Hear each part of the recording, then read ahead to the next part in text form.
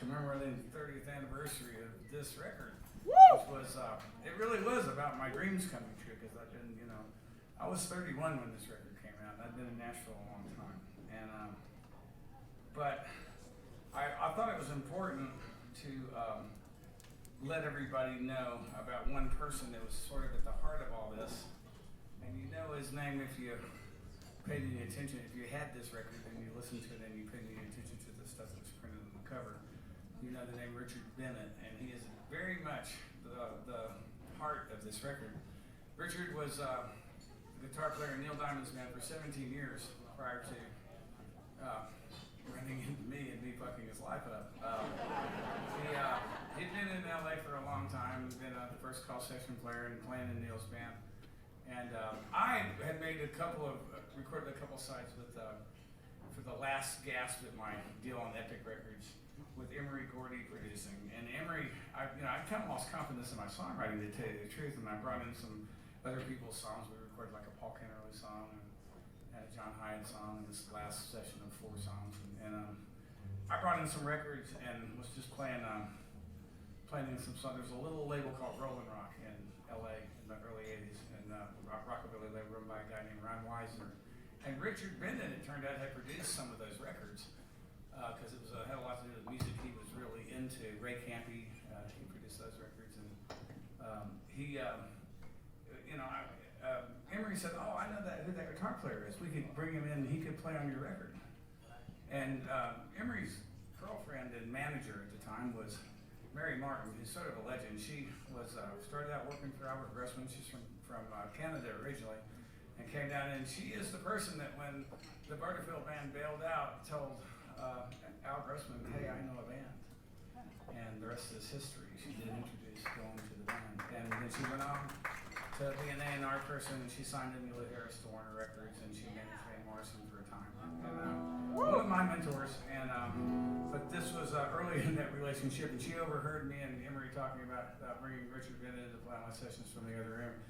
And she walked in, she says, "Emery, isn't flying guitar players into Nashville a little bit like flying hookers into Vegas?" And she would have been right if it had been any other guitar player besides Richard Bennett. He co-wrote Good Old Boy Getting Tough with me, this song, later a song called Waiting on You that was on Copperhead Road, Richard and I wrote. And he played a lot on this record, and all the arrangements were his, because he and I did the demos together without anybody else's help, and we very much made Guitar Town from those demos. But there was one demo we couldn't beat, and we tried everything in the world with the band that we had. It was a great band, but we just finally went back to the demo didn't sound quite good enough, so we reconstructed it painstakingly, which meant that I was out in the studio like a dork with no guitar, being very uncomfortable just singing, and Richard was playing rhythm guitar, and Harry Stinson was whacking on a snare drum. That's the only drums on it.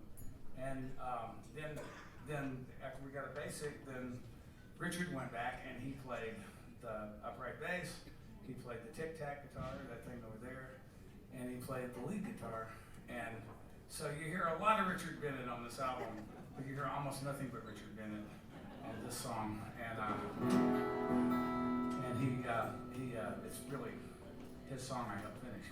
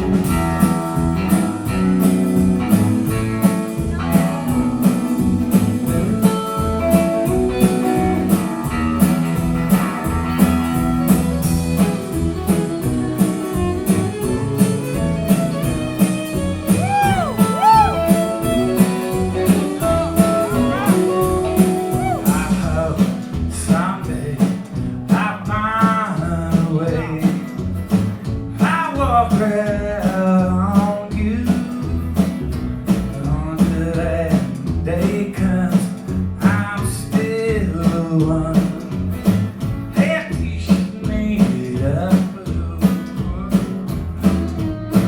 not like the Lord.